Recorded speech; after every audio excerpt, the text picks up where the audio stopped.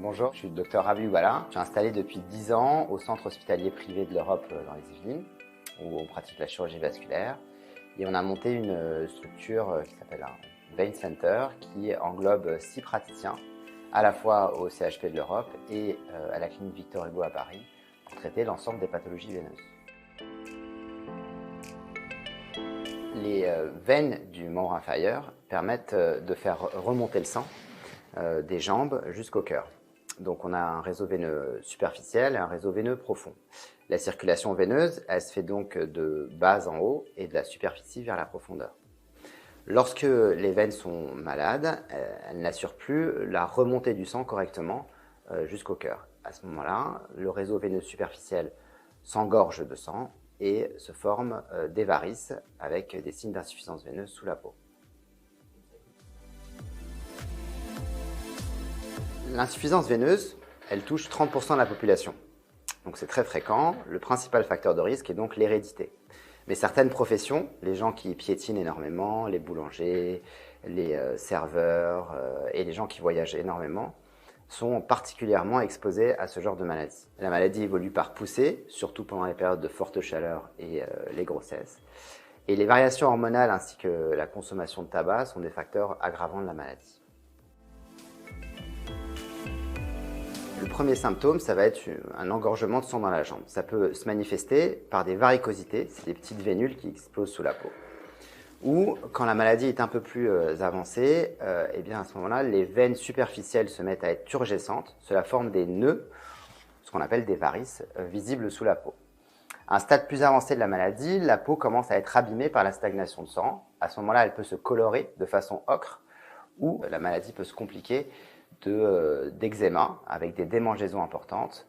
Et le stade ultime de la maladie, c'est l'apparition de plaies au niveau de la jambe qu'on appelle des ulcères, qui vont avoir du mal à cicatriser et avec un risque de surinfection. Quand on a une varice visible ou des varicosités ou une symptomatologie comme des lourdeurs de jambes, eh bien à ce moment-là, on peut aller consulter son médecin traitant qui va nous prescrire un échodoppler veineux des membres inférieurs. C'est un examen qui se fait idéalement dans un cabinet d'angiologie chez un médecin vasculaire. Le but de l'examen, ça va être d'explorer le réseau veineux avec des ultrasons. Cette exploration, elle va permettre de faire une cartographie exacte du réseau veineux, à la fois profond et superficiel.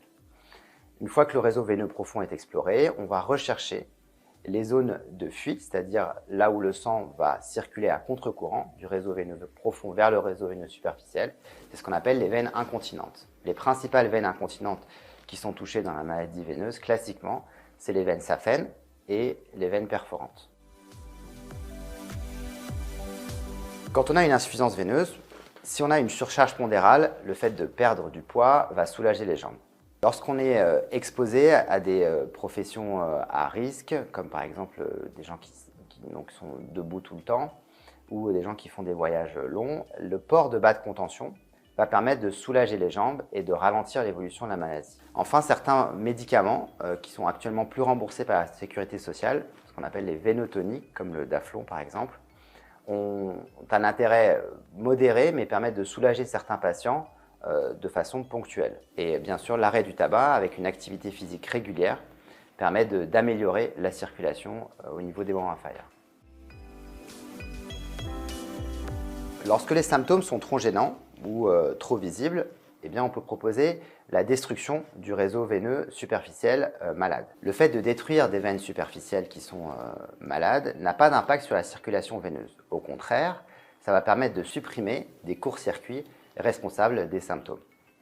Alors cette destruction, elle peut avoir lieu de 3 manières. L'angiologue ou le médecin vasculaire peut détruire les varices de petit calibre avec des injections de mousse sous contrôle échographique. Ça se fait au cabinet et c'est peu douloureux. Cette technique est surtout adaptée pour les veines de petit calibre. Lorsque les veines ont atteint un calibre supérieur à 5 mm, à ce moment-là, le traitement par sclérose à la mousse marche moins bien et il faut réaliser une petite intervention qui se fait en ambulatoire. Le principe de l'intervention, c'est toujours pareil, de détruire le réseau veineux qui est incontinent. On va associer plusieurs techniques. On peut soit détruire les veines par la chaleur, c'est ce qu'on appelle le traitement endoveineux thermique. Ça se fait sous contrôle échographique par de la radiofréquence ou du laser. C'est surtout adapté pour les veines qui sont peu visibles sous la peau.